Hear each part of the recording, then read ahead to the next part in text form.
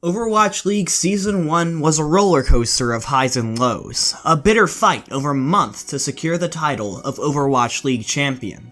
Old favorites came to defend their crowns, new names were introduced to the world, and eventually, hundreds of thousands of people tuned in to watch the champions be crowned. And this was just Season 1. With all that Overwatch League was able to accomplish in its first season, it's no surprise that there would be plenty more organizations looking to get in on the action. 8 new teams will be joining the original 12 in Overwatch League Season 2, which is a lot of new names and faces to wrap your head around. And that's why I'm here. As of the making of this video, 4 of the 8 expansion teams have released their brand and their roster. This video will break down who owns each of these teams, where their branding comes from, and finally, who is on each roster, and how good do I think they'll be. Also, to clear up any confusion, I will not be talking about the Toronto Defiant in this video because they've only announced 6 of their required 8 players for the upcoming season. With that out of the way, let's get started. The Atlanta Reign are owned by the Atlanta Esports Ventures Group, which is funded by Cox Enterprises, an American conglomerate company that focuses in mostly communication and automotive industries. Their logo seems to fall into what the city usually does with its sports teams, a red, gray, and black color scheme with a bird as its mascot. No surprises there. Though I will say a name like the Reign is definitely different than, say, the Hawks or the Falcons. Hopefully they won't regret something like that like the Dynasty probably does. As far as their roster, my first impression is that their best assets are with their tanks. Pakpo and Dako, the former tank line of Element Mystic, are often regarded as some of the best tier 2 tank lines in the world, so they definitely deserve to be there. Their support line is a little less well known, but there's a lot of potential here. Masa was one of the rocks that led to another solid performance from Team Gigante and Contenders EU, despite losing most of their roster to Overwatch League. He is known for his Lucio, but can also flex to Mercy when needed. Meanwhile, Kodak is a bit lesser known. While Asking was taking the spotlight over at Snakes, Kodak also impressed with his Zenyatta play especially. These are 2 players with a lot of upside, and I'm excited to see what they do together. Meanwhile, their DPS just seem a little lackluster to me. I like Nair, and what he accomplished with last night's leftovers is great, but I just don't think I've seen enough of him to be sold on him standing up with the rest of the league. Erster is dominated in Contenders China on Lucky Future Zenith, but he felt like a shadow to DM most of the time on the DPS role. Finally, DeFran's tracking is one of the best in the world, he's proven it over and over again. However, Soldier hasn't been meta for a while, and Brigitte will always be a Tracer deterrent, even if she can't one-shot combo her anymore with the current PTR nerfs. I'm honestly not sure the direction he's going to go to be the best asset to this team, not to mention he's already had a meltdown and almost quit the league just 2 weeks after he was signed. I just have a lot of concerns, and I hope I'm wrong, I want the best for the dude. The Atlanta Reign have a nice mix of Korean and European players, with the main tank Gator being the only American on the team, and he's on a 2-way contract. These guys could honestly go either way, but something in me just doesn't quite buy the hype. I see them falling between 10th and 15th place. The Paris Eternal are owned by McCourt Global, which is a company based in LA. If you're wondering why they decided to buy an Overwatch League team in Paris, well, first of all, it's probably because there's already 2 teams in LA, but they also have experience in the area. They own the French football club Olympique de Marseille, and their logo is the Gaelic rooster, which is the unofficial symbol of France as a nation, according to Wikipedia at least. Their red and blue color also corresponds with the country they represent, and since they've announced their players, it's been clear that they have been marketing themselves not just to France, but all of Europe, fielding a roster of purely European players. The tank position is their biggest question mark for me, but I'm very hopeful to be honest. Ben Best did a good job for Team France in the Overwatch World Cup, but his former team, Young and Beautiful, has yet to become more than a below average Contenders Europe team. As someone who doesn't watch much of Contenders Europe, I hope that's not his fault. Competing with him is LH Cloudy, another Gigante graduate who helped the team to a semi-final finish last season. Reportedly, LH Cloudy was actually set to have a 2-way contract with the Mayhem, but ended up taking this job instead. Hope it's worth it. Joining them will be Finzi, the former LA Valiant off-tank who never really saw playing time. It's difficult when he's backing up a guy like Space. However, his time with the LA Valiant and Space has hopefully given him plenty of experience in an Overwatch League setting. The DPS core for this team is where they're really set to shine, with Overwatch League veterans and fan favorites Soon and Shadowburn set to take the reins. With these two, the Paris Eternal gain an experience advantage that not many other expansion teams have. I think having these veteran leaders will really help them out. Meanwhile, there are some promising prospects backing them up. Nico is a great DPS player who recently played for Team France and won Contenders Europe with Eagle Gaming, and Danye, who never achieved much with the Copenhagen Flames but showed promise in the Overwatch World Cup for Team Poland. He's one of those diamond in the rough pickups that you don't expect, but he honestly could be really good. I'm excited to see what they do. Finally, the Eternal just have two support players. Hype, who played for Eagle Gaming with Nico, and Cruz, who played for Toronto Esports and Team UK.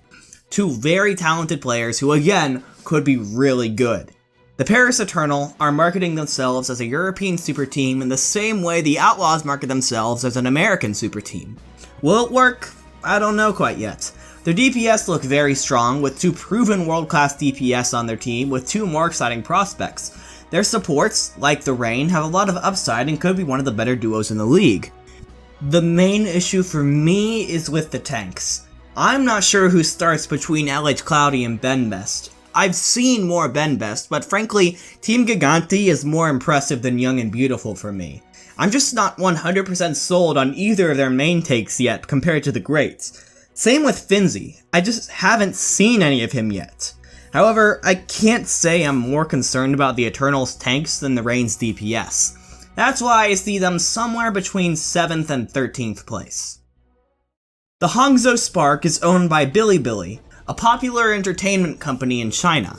They're the first team to take on a majority pink color for their brand, and their logo is actually an anime reference, specifically to the anime Toaru Kagaku no Railgun, and more specifically this character, Mikoto Misaka, who for one reason or another can manipulate electricity and has the nickname Railgun.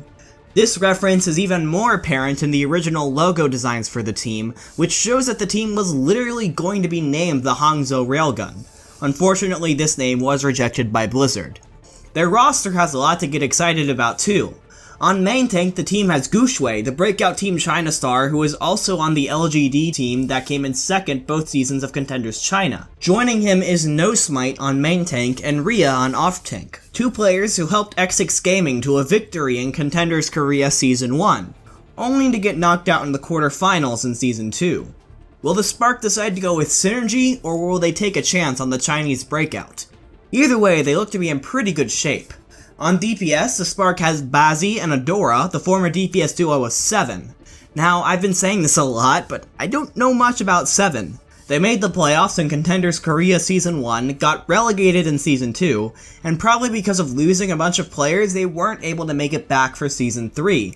So I've never seen these guys play, but their results as a team are not super promising. But that's not it. They also have Gods B, their third member from X6 Gaming, and Crystal, who also impressed at the Overwatch World Cup from Team China, and previously played by T1W Esports Club, a team that has quietly made semifinals in Contenders China Season 1 and 2. I think this team has a lot of promising DPS players. I'm not too sure about the 7 acquisitions, but I'm sure they have potential. On support, the team has chosen IDK, a player who was on Lucky Future Zenith and was actually on the Afrika Freaks team that came in 3rd in Apex Season 3, so he's been around for a while and done a lot of good things. They also have Revenge from 7 and Bebe from X6. Are you seeing a trend here? Just like the Spitfire made a championship team by combining the cores of 2 top teams, the Spark are trying to do the same by combining 2 teams that frankly haven't looked great lately. But adding on a Lucky Future Zenith player and 2 electric Chinese prospects is never a bad thing. There's a lot of hype around the Spark, but to me they scream borderline playoff team. I'll see them placing anywhere from 8th to 12th. The Guangzhou Charge are owned by the Nanking Group, a conglomerate company in China that owns the Guangzhou Long Lions, who compete in the Chinese Basketball Association. Their colors are dark blue and electric blue, giving them a very thunderstormy vibe, which matches their first videos. As far as their logo, it's a little unimaginative, but there's a clever usage of negative space here between the G and a Z to make a lightning bolt. That's something, at least. As far as their roster, the Charge are putting a lot of trust into their only 2 tanks. On main tank, we have Rio, who played on the Metabellum team that were semi-finalists in both Contenders Korea Season 1 and 2. On off tank, we have Hotba, who was their Overwatch League veteran, having previously played for the Philadelphia Fusion. Hotba had a very up and down Season 1, coming in to replace Poco in Stage 4 of the Overwatch League with mixed results on stage and from the fans, but also showing a very high level of flexibility in the Overwatch League playoffs. It'll be interesting to see how he does with the spotlight purely on him. The Charge have an incredibly diverse list of DPS players. From South Korea, they have Happy, a hitscan player that most recently helped Metabellum to a semi-final finish in Contenders Korea Season 1. From China, they have Eileen, who is one of the stars of LGD Gaming with his flex DPS play. From America, they have Nero, a very talented DPS player, formerly from Toronto Esports. However, his eligibility this season is in question since he turns 18 on May 31st. Finally, from the UK, they have Kib. I don't think anyone really saw this coming. Kib was on British Hurricane when they won Contenders Europe Season 1, and also when they got relegated in Season 2. However, he also impressed with his flexible play for Team UK on the Overwatch World Cup, which I think is what he got signed off of, so congrats to him. On support, they have Kara and Wang Jae Lee, who were the support duo of the aforementioned Metabellum.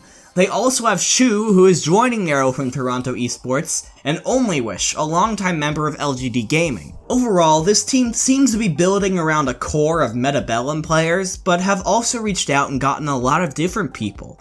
Hotba will provide a nice veteran presence, and I really like Eileen and Onlywish as the Chinese representatives. I think it's great that the team decided to take a chance on Kib and hope he gets some playtime, but in the end, I'm not quite convinced when I look at this team either. I think they just missed the playoffs, which is why I have them between 9th and 13th place. And that's all for today. Hopefully, by watching these videos, you've learned a little bit more about the new teams and players joining the Overwatch League in Season 2, and yes, I will be making a part 2 when we know everything about the last 4 expansion teams. Did you like this video and want to be notified when part 2 comes out? Be sure to subscribe. I make competitive Overwatch content at least once a week, and I would love to have you join me. By the way, also, feel free to yell at me about how wrong I am in the comments. I actually really do like seeing other people's opinions. Until next time though, that's all from me. Don't get tilted.